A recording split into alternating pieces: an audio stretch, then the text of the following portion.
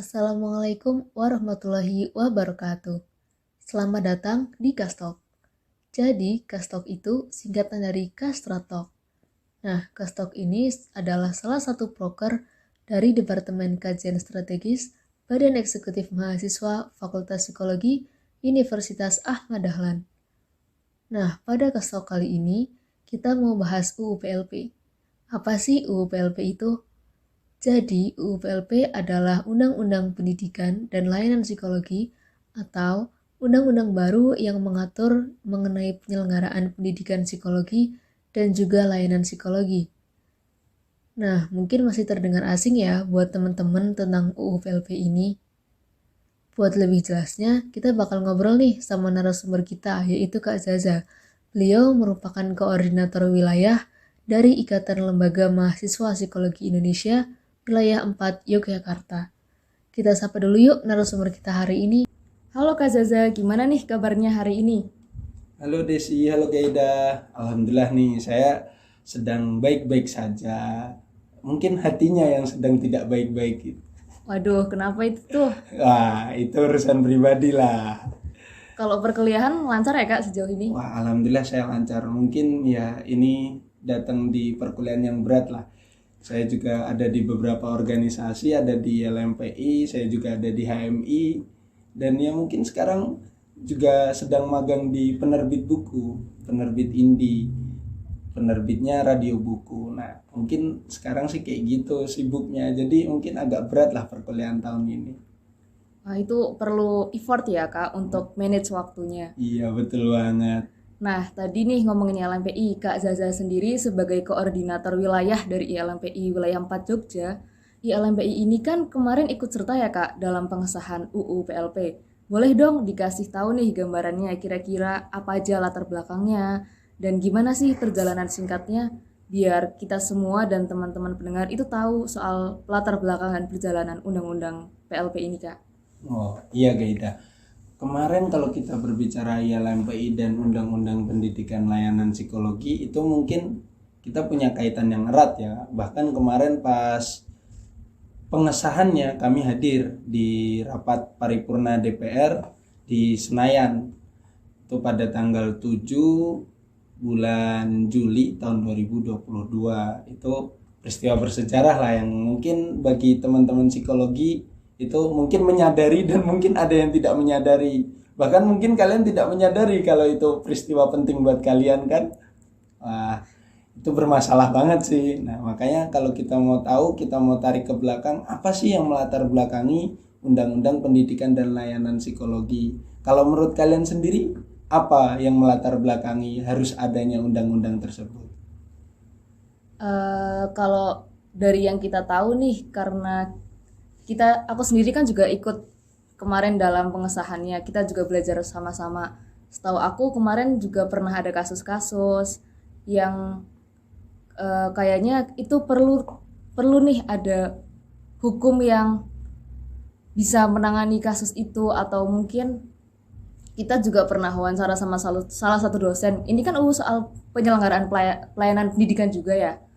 Kita juga sempat wawancara sama salah satu dosen yang mengambil pendidikan di luar negeri, tapi dia tidak bisa mendapatkan hak yang sama di Indonesia saat dia udah selesai pendidikan dari luar. Mungkin undang-undang ini yang bisa bawa perubahan soal hukum-hukum yang berlaku maupun pelayanan-pelayanan pendidikan dan profesi psikologi di Indonesia ini. Ya, benar banget Keida.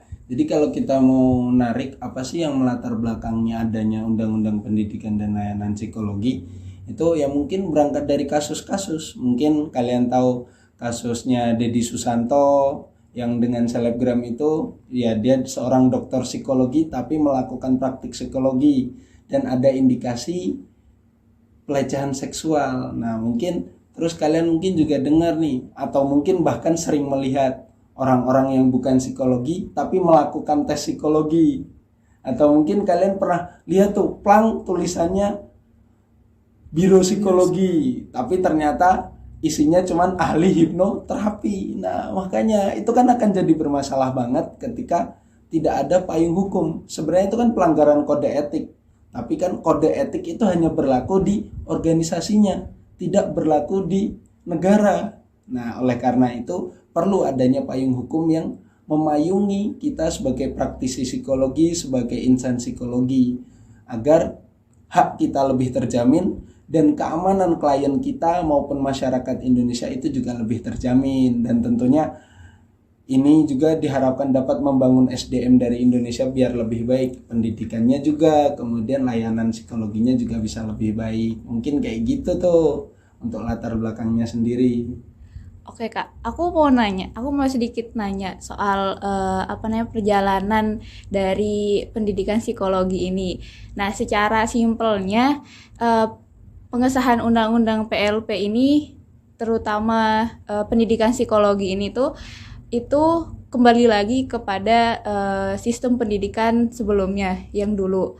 Nah, kenapa sih sistem pendidikan yang dulu yang sama kayak setelah pengesahan ini diubah jadi sistem pendidikan sebelum pengesahan sekarang ini Ya. gitu? Nah, untuk perjalanannya sih sebenarnya perjalanan dari Undang-Undang Pendidikan dan Layanan Psikologi itu panjang banget. Mulai dari pertama mungkin namanya dari rancangan Undang-Undang Profesi Psikologi, kemudian berubah menjadi rancangan Undang-Undang Praktik Psikologi, dan kemudian berubah lagi di tahun 2022 itu berubah menjadi rancangan Undang-Undang Pendidikan dan Layanan Psikologi, dan yang akhirnya disahkan pada tanggal 7 bulan Juli tahun 2022. Nah, itu prosesnya panjang sekali, bahkan ada pengembalian dari yang awalnya pendidikan psikologi yang seperti sekarang itu dikembalikan ke masa lalu. Nah, di masa lalu itu yang namanya psikologi itu kita setelah lulus S1 bisa mengambil profesi yang itu jangka waktunya cuma 1 tahun sebagaimana pendidikan profesi yang lain. Nah, oleh karena itu kita dikembalikan ke masa lalu. Nah, untuk apa? Agar memenuhi kebutuhan psikolog yang ada di Indonesia. Mungkin kalau Desi di tempat rumahnya itu puskesmasnya sudah ada psikolog atau belum? Kalau di tempat aku Kak belum ada psikolog sih di Nah, puskesmasnya. itu karena kebutuhan psikolog di Indonesia itu sangat tinggi dan belum mencukupi. Oleh karena itu kita dikembalikan ke masa lalu. Jadi kita setelah lulus S1 bisa melanjutkan lagi ke pendidikan profesi. Untuk apa? Untuk mendorong mahasiswa psikologi itu untuk mau melanjutkan ke pendidikan profesi yang akhirnya bisa membuka praktik untuk memenuhi kebutuhan di Indonesia. Nah, kenapa nih dulu pendidikannya seperti itu kok dirubah menjadi pendidikan yang sekarang? Nah, itu karena kebutuhan kompetensi. Jadi di luar negeri itu seorang psikolog itu harus lulusan S2. Bahkan di Inggris itu harus lulusan S3. Itu baru bisa membuka praktik psikologi. Nah, kemudian di Indonesia itu dijadikanlah adanya magister profesi dan dihapus pendidikan profesi psikologi. Tapi kemungkinan ya mungkin nanti kita tunggu sajalah implikasinya seperti apa. Yang jelas ada kemungkinan kita akan dikembalikan ke pendidikan psikologi di masa lampau. Mungkin seperti itu.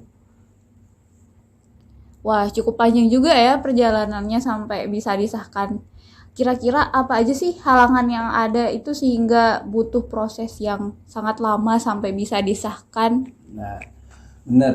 Kalau dibilang panjang sih, panjang sekali. Bahkan kan yang saya ceritakan cuman yang disahkannya dan berubah dari 3 nama. Dari pengusulannya saja itu sudah bertahun-tahun. Nah, tapi kenapa kok perjalanannya bisa sepanjang itu, nggak segera disahkan? Padahal ini kan ya mungkin kasus-kasus pelecehan dan kasus-kasus penyelewengan wewenang, kemudian penyalahgunaan alat ukur, itu kan mungkin sering banget kita dengar. Tapi kenapa hal seperti itu kok tidak diperhatikan? Ya tentu yang namanya produk, kan namanya undang-undang itu kan adalah produk politik kan. Nah, yang namanya produk politik pasti itu buatan manusia. Yang namanya buatan manusia tidak ada yang sempurna lah. Di awal pembentukannya banyak sekali kontroversi. Seperti halnya mungkin beberapa kontroversi yang kita dengar mungkin di awal-awal pengesahannya ada kontroversi antara pihak A dan pihak B. Karena pihak A merasa sudah diakomodir oleh satu lembaga, mereka sudah dijamin oleh sebuah undang-undang. Tapi kan yang sisi satu mereka belum terjamin. Nah, mereka ingin berusaha membuat hal baru. Nah, banyak sekali kontroversi yang akhirnya menghambat pengesahannya. dan kemudian ya akhirnya dilakukan revisi dengan mendengarkan pendapat dari seluruh pakar, dari seluruh pendidikan psikologi, dari Kemensos, Kemenhum, kemudian ada juga dari Kemenkes, kemudian juga ada dari Kemendikbud. Mereka kita minta pendapat dari mereka dan akhirnya bisa berhasil menghasilkan satu rumusan yang baik yang itu akhirnya disahkan pada tanggal tersebut. Jadi ya begitu, namanya undang-undang ya pasti penuh kontroversial lah dalam perjalanannya. Tapi alhamdulillah kita sekarang sudah disahkan, mungkin seperti itu. Nah, kayak yang tadi Kak Zaza sebutin nih, kalau dalam proses pengusahaan UU PLP ini, tadi ada peran dari Kemenkes, Kemendikbud, dan lain-lain. Atau mungkin HIMSI juga berperan ya Kak di sini sebagai organisasi profesi psikologi.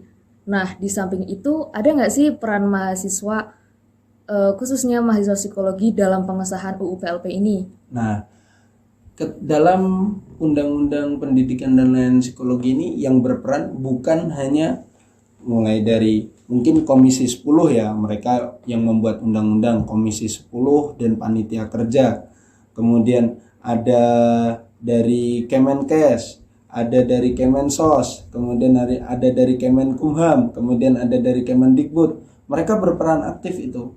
Ada yang jadi ahli, ada yang jadi pembuat undang-undang, tapi tidak melepas peran mahasiswa. Mahasiswa juga penting perannya dalam pengesahan Undang-Undang Pendidikan dan Layanan Psikologi, karena kita nantinya yang akan mendapatkan impact dari undang-undang tersebut. Nah, makanya beberapa kali kita juga mengadakan edukasi bersama HIMSI, mensosialisasikan, kemudian membuka rapat dengar pendapat, kemudian mengajukan kritikan, mengajukan usulan-usulan yang nantinya akan dapat melahirkan sebuah gagasan atau sebuah produk undang-undang yang baik. Makanya kita juga dilibatkan. Bahkan kemarin kalau ILMPI itu juga melakukan pengawalan, kemudian melakukan pensosialisasian ke masyarakat.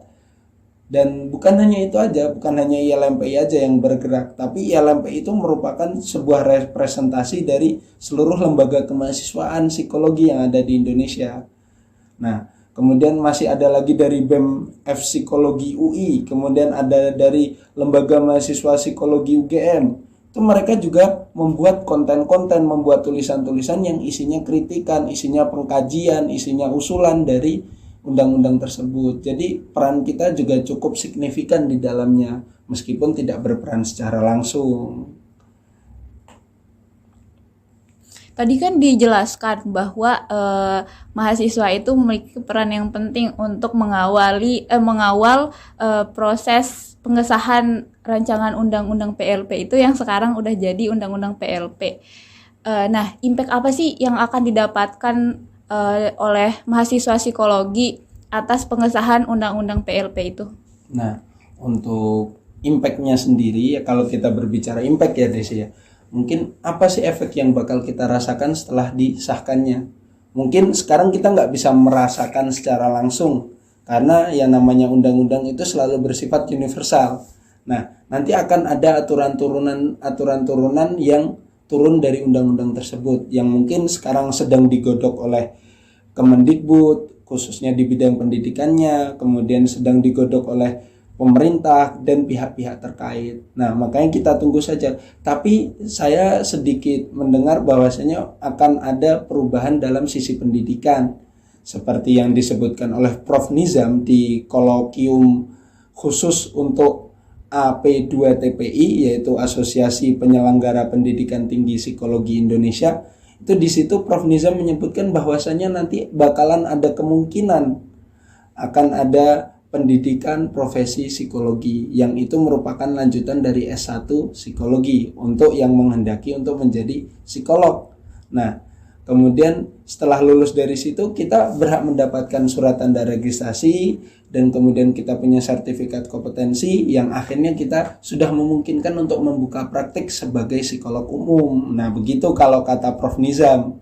Nah, kalau mungkin kita tarik lagi ya, mungkin bakalan kita lebih mirip ke mungkin yang sekarang familiar mungkin pendidikan kedokteran ya. Di pendidikan kedokteran juga ada pendidikan sarjana dan kemudian ada juga pendidikan profesi. Nah, mungkin seperti itu.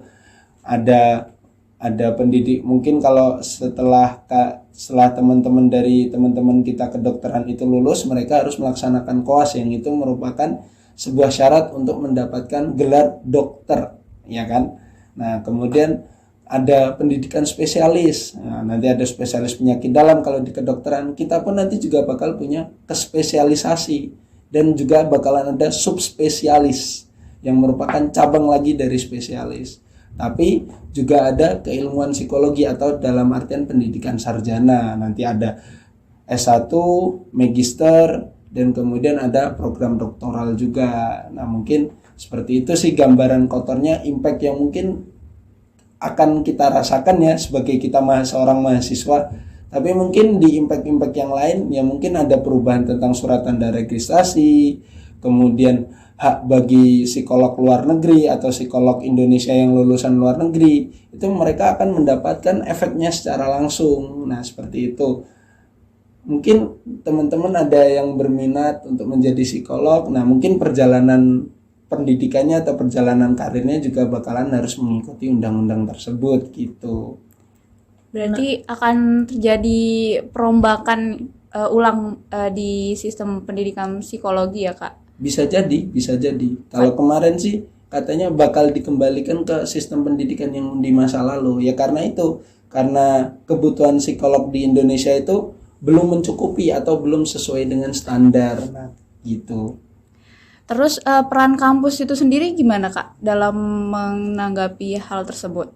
Nah, kalau peran kampus itu sendiri untuk menanggapi hal tersebut, ya tentu mereka sudah berusaha juga, sudah berusaha untuk mungkin mereka akan segera merombak ketika sudah ada instruksi dari pusat atau dari Kemendikbud sendiri. Ketika sudah ada instruksi, ya mereka mau tidak mau harus menyesuaikan dengan aturan tersebut. Nah, seperti itu.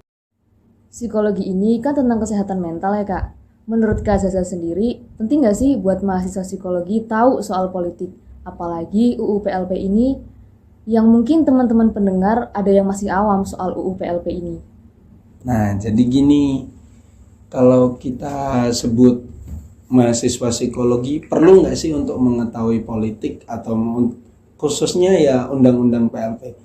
Ya, saya mungkin bisa menyebut bahwa undang-undang PLP ini mungkin dia produk politik, karena yang namanya undang-undang itu merupakan sebuah produk politik. Tapi sebagai kita mahasiswa psikologi, itu kita wajib tahu tentang undang-undang pendidikan dan layanan psikologi. Karena apa? Kita yang akan merasakan impact-nya secara langsung. Mungkin ketika nanti ada perubahan kompetensi atau perubahan kurikulum, kita nggak akan kaget ketika kita sudah mengetahui tentang undang-undang pendidikan dan layanan psikologi ini. Nah, makanya untuk mengetahui undang-undang itu bukan termasuk bagian dari politik, tapi kalau menurut saya sebuah keharusan untuk insan psikologi atau khususnya mahasiswa psikologi yang ingin melanjutkan pendidikan atau ingin berkarir di bidang psikologi, ya wajib mengetahui tentang undang-undang ini. Selain kita harus mengetahui tentang kode etik yang mengatur keseluruhan tentang psikologi, kita juga harus tahu perihal undang-undang atau aturan hukumnya untuk psikologi itu sendiri bakal seperti apa. Nah, mungkin kayak gitu sih kalau untuk harus tahu. Tapi ya menurut saya untuk anak psikologi itu haruslah minim tahu atau minim mau membaca atau minim mau tahu gitu. Meskipun dia tidak mendalami atau tidak berkecimpung di dalam hal itu, tapi minimal harus tahu. Contohnya seperti dalam pengesahan undang-undang pendidikan dan layanan psikologi, itu kan perlu kekuatan politik dan perlu pengetahuan tentang politik. Nah, kalau kita nggak pernah tahu dan nggak mau tahu tentang politik, ya siapa yang akan memperjuangkan hak-hak kita kecuali diri kita sendiri. Nah, makanya harapannya ya buat teman-teman di psikologi, ya minimal mau tahu atau mau belajar atau minimal mau membaca tentang hal-hal yang berbau politik. Ya khususnya minimal kalian tahulah dan paham tentang undang-undang pendidikan dan layanan psikologi itu sendiri. Wah, ternyata penting banget ya bagi kita semua mahasiswa psikologi untuk tahu soal undang-undang PLP ini. Jadi, itu dia Kastok kali ini. Sekian dari kami. Sampai ketemu di Gastalk berikutnya. Wassalamualaikum warahmatullahi wabarakatuh.